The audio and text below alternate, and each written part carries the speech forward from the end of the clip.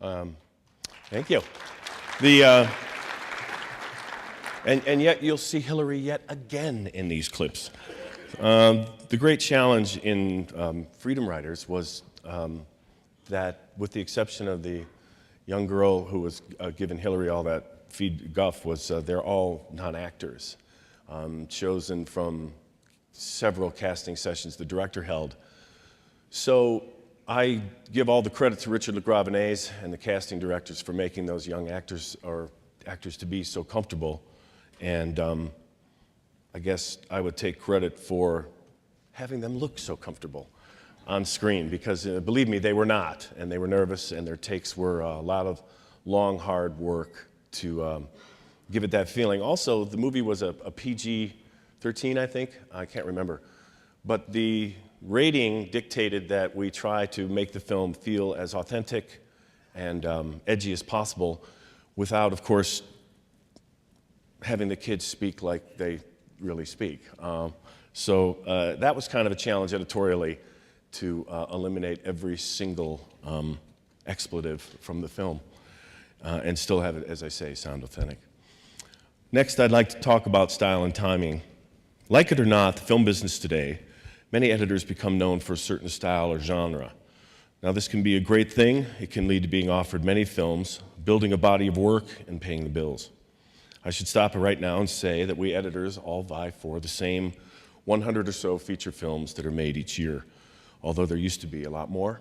And if you have 3 daughters, as I do, it can greatly influence on whether or not you take a certain film. With no other prospects, any given script may suddenly become quite good. And thus the call to the agents, yes, I'll take it.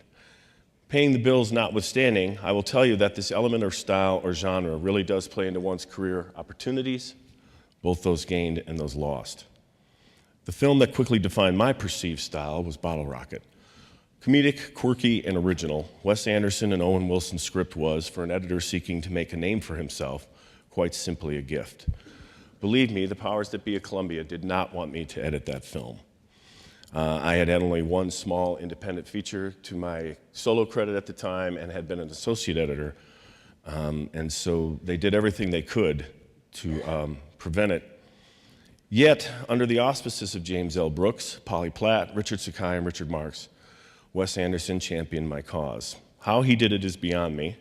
Why he did it, I hope that he saw in me an indication of what was to come in our collaboration for years later.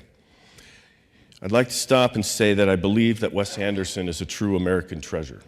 Now, if he would just move back from Europe and make more movies here, I would be really happy.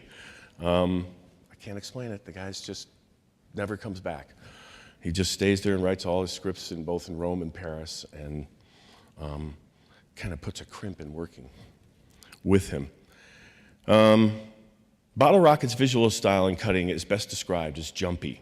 Wes and I found that draining out the spaces between lines and even words suited his sensibility quite well. Whereas in a traditional film, one might cut to a character right before they enter frame or pick something up or something like that, we would cut mid-motion, mid-entrance, etc. To be sure, we were hardly the first to do such a thing. Bonnie and Clyde comes to mind. But it was our first film together, and we embraced this look and this feel and this aesthetic, and we enjoyed it a lot. Subsequently, I utilized this in a variety of films. In some, quite a bit, as in Broken Vessels and Knockaround Guys, and of course, Wes's other films. In others, not as much. But I've heard from many directors that when they watch a scene that I've cut for the first time, they are aware of a certain style. I do choose to take it as a compliment. One cannot talk about editing comedies without some words about timing. I've often been the recipient of where an actor or an actress are so on and so great that one only need to listen for action and cut as a guide for where to cut in the take. Albert Brooks, Alec Baldwin, and the great Bill Murray come to mind. It's simple at that, when that works. Other times, it's not so simple. Whereas a particular performance on its own may make you laugh like hell, building it into a scene and those scenes into a film, and that film being consistently funny, depend on timing and style and intuition and process. Of late, I've had the great pleasure to work on several Judd Apatow-produced films, Get Him to the Greek, Bridesmaids, which is coming out soon, and my current project, Wanderlust, which David Wayne is directing. We actually have a preview tomorrow night, so it's kind of a miracle that I'm here. I'm sure David Wayne is saying, I hope your speech went well, and like secretly saying to my assistant, great, he's in Las Vegas and we're getting ready for a preview. But he was very kind and magnanimous in letting me come. If there ever was a place where comedy is king, where every version of every improv or joke is attempted, it's in the cutting rooms of these Apatow-produced films. Believe me, I've learned a lot from them, and I've laughed a lot, and worked some long hours in addition to it. Many of these hours were spent with a fine editor, Mr. William Kerr.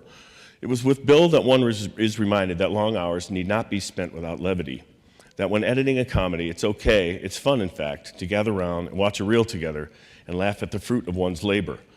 For in doing so, you hope that you are the very audience that you as the filmmakers help to entertain. And we did do a lot of that on Get 'Em to the Greek, where we just kept laughing and thought, okay, this is kind of a fun job for that part.